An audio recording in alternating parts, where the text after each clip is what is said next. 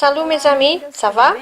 Aujourd'hui, nous sommes ici à nouveau avec Valeria et Fernanda. Elles sont revenues pour parler ici un peu avec nous. Aujourd'hui, nous allons parler au sujet du thermomètre spirituel.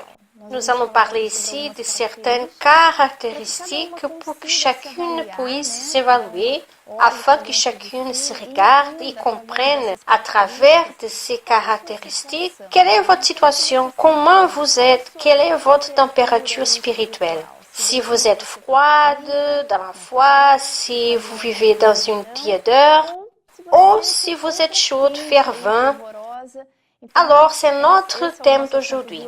Et nous allons commencer par celui qui est froid. Vous qui êtes là de l'autre côté, vous allez pouvoir vous analyser. Nous parlerons un peu des caractéristiques de la personne qui est froide dans la foi. Une des choses qui arrive chez la personne qui est froide, elle devient relâchée avec les choses de Dieu, avec sa vie. Et je pense que l'une des choses qui arrive de nos jours, ce qui se passe le plus souvent dans la vie de celui qui est froid dans la foi, est-elle de penser que tout est normal, tout est naturel. Alors elle s'en fiche. Si elle commet une erreur, ça ne lui fait pas mal. Elle ne se sent pas troublée parce que l'Esprit Saint ne peut plus lui parler. Puis elle se fait des erreurs, elle échoue, elle reste dans le péché, tout va bien. C'est normal. Et cette question de négligence, de relâche, c'est ce qui ramène la personne au refroidissement. Elle va, généralement, commence comme ça. Habituellement, la première étape est ceci. Elle commence à se laisser aller, ne se souciant de rien d'autre. C'est négligence même, n'est-ce pas? Elle devient réellement sensible en tout ce qui concerne Dieu à sa foi, parce qu'elle ne voit plus l'importance de lire la Bible.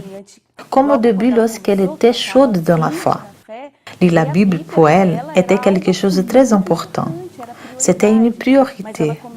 Mais elle commence à penser que c'est je n'ai pas lu aujourd'hui, je lis demain. Quand elle se rend compte, elle n'a pas lu toute la semaine. C'est la paresse même de chercher Dieu, de chercher les choses d'en haut.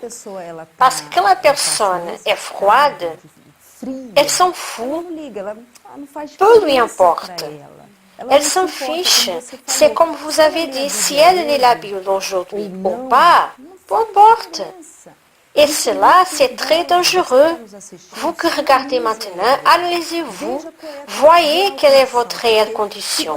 Parce que si vous traversez cela, si vous vivez de cette façon et ne s'inquiétez pas, vous êtes une personne douteuse, effrayée, et se sent de cette façon, analysez-vous, parce que ceci, le refroidissement spirituel, a des conséquences et des conséquences très graves. Et parfois, peut-être vous êtes en train de nous accompagner et vous êtes celle qui trouve toujours une justification. Car une autre caractéristique de celui qui est froid est toujours d'avoir une justification. Parce que si elle ne lit pas la Bible, c'est parce qu'elle n'a pas du temps. Si elle ne prie pas avant de sortir de la maison, c'est parce qu'elle n'a pas du temps. Tout dans ma vie est une rouée et elle n'a pas du temps pour rien. Alors, une autre caractéristique de celui qui est froid est se justifier, trouvant, donnant des excuses pour ce qui doit être fait et ce qui n'est pas fait. Tout le monde doit comprendre, n'est-ce pas? Et une question que nous posons ici est que quand la personne est froide, elle ne se soucie pas. Quand quelqu'un se moque, parfois vous êtes dans un groupe d'amis et quelqu'un fait une blague avec la parole de Dieu ou le nom du Seigneur Jésus et pour vous c'est bon. Vous s'en foutez, vous rigolez, ne vous blessez pas, ce n'est pas pour vous une chose agressive. La personne qui est froide dans la foi la considère normale. Parce qu'elle ne veut pas être considérée comme une croyante devant les amis. Elle parle comme ça. Je ne veux pas passer honte. La personne ne défend pas sa foi. Elle l'accepte, elle rigole pour ne pas positionner sa foi devant la situation. C'est comme vous avez dit au début, tout devient très naturel. Une autre caractéristique que je trouve importante de parler est la personne qui n'accomplit plus l'engagement spirituel. Et aussi cet engagement. Supposons, la personne pour être de la foi avait l'habitude d'arriver à l'heure de la réunion, même avant de la réunion. C'était la discipline. Et quand elle refroidit dans la foi, cela ne fait plus différence pour elle. Elle vient plus tard et cela est agaçant, c'est embêtant, car la personne n'a pas ce compromis. Et tout le monde commence à comprendre qu'elle n'est plus la même, n'est-ce pas?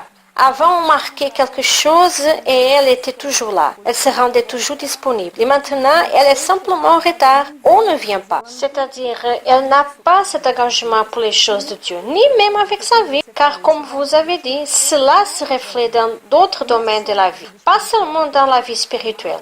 Parce que quand nous ne sommes pas bien, cela aura des conséquences dans tous les domaines de notre vie. C'est vrai. Parfois, la personne commence même à penser qu'elle n'a pas besoin de se justifier. Elle commence pour une justification.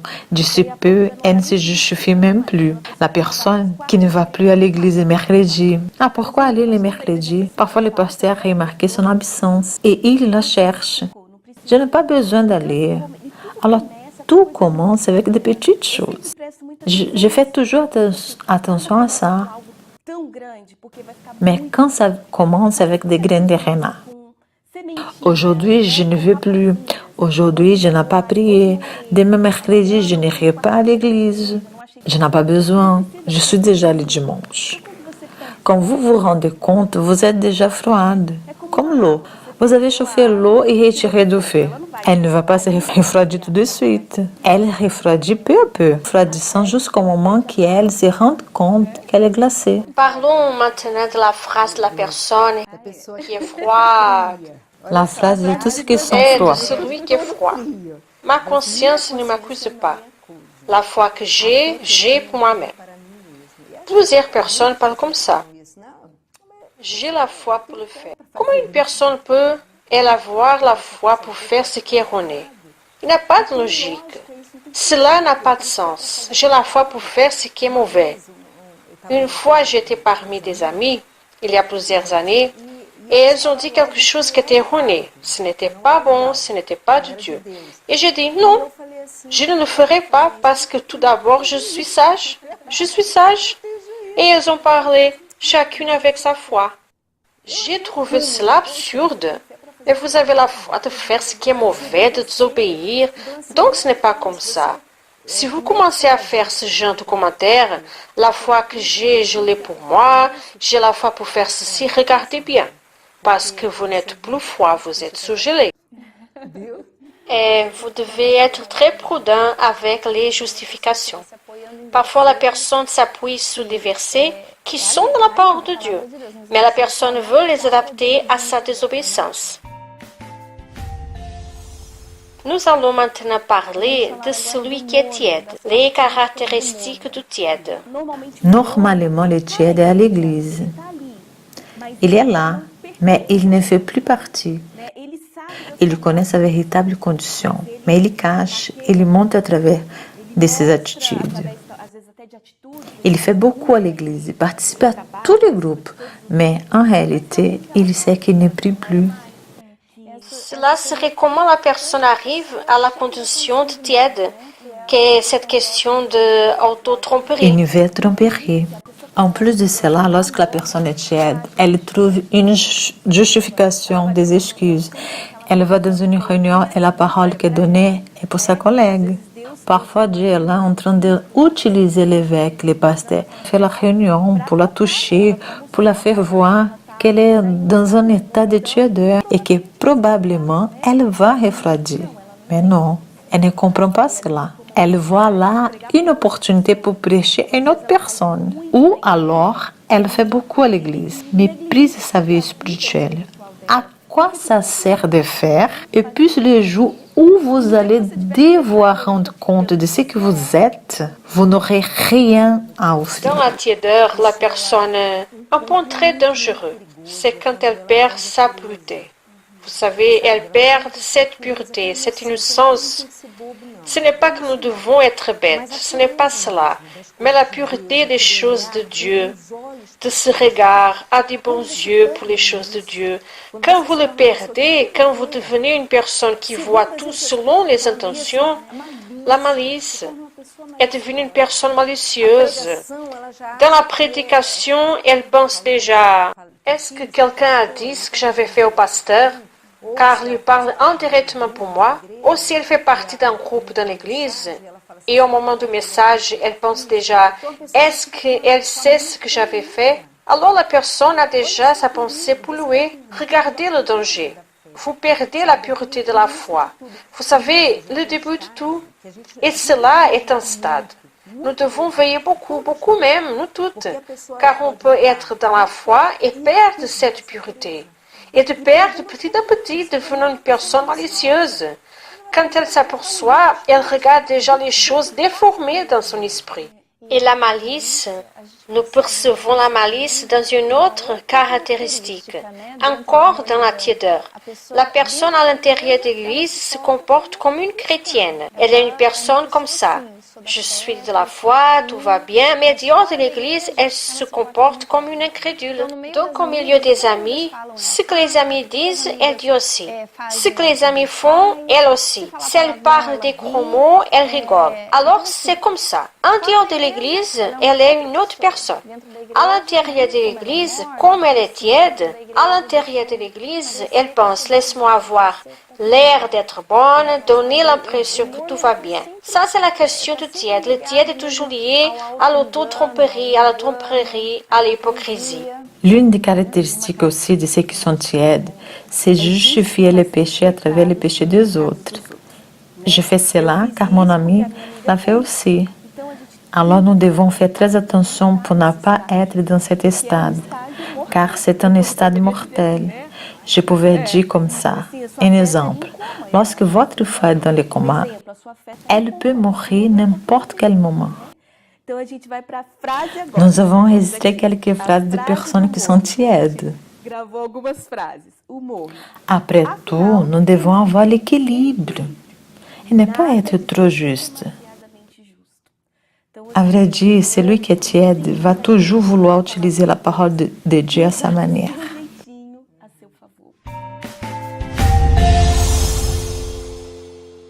Et finalement, nous allons parler de celui qui échoue.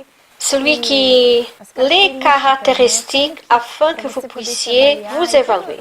Et lorsqu'on dit ici, pour que vous vous évaluez, nous avons aussi cette attention. Nous cherchons aussi. Personne n'est pas là pour pointer le doigt, vous accuser de quelque chose. C'est juste, nous sommes ici pour vous aider, vous faire évaluer, chose que nous essayons de faire aussi. Nous évoluons toujours.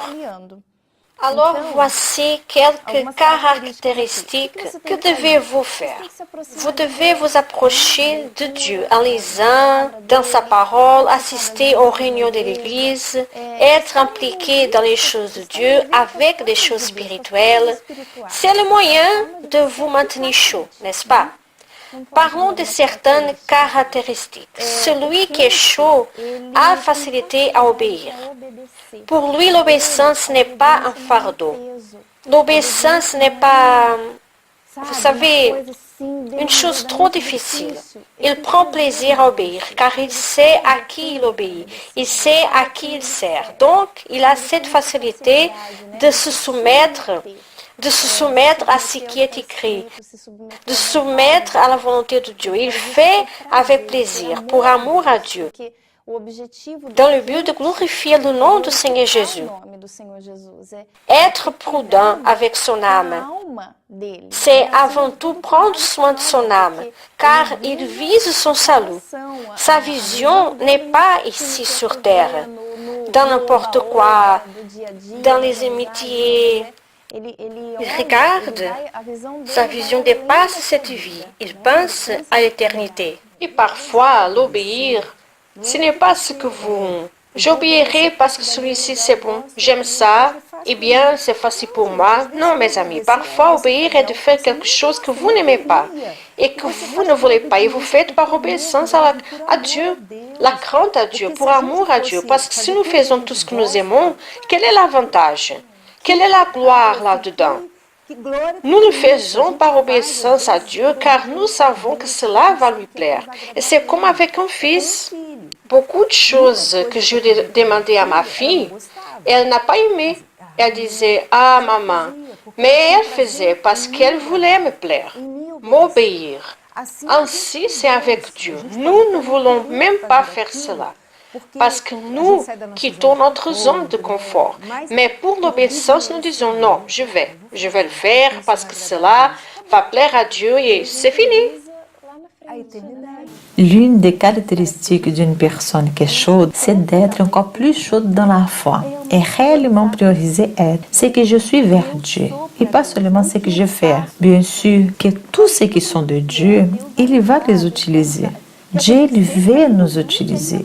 Il veut que nous soyons pour que nous puissions ramener encore plus de personnes vers lui. Mais la priorité de cette personne est d'être, si je dois laisser de faire quelque chose pour avoir un temps pour chercher Dieu, je préfère laisser de faire et chercher Dieu. Elle priorise vraiment ces moments d'être là. Quand je pense à l'eau chaude, si on la retire du feu, elle va se refroidir.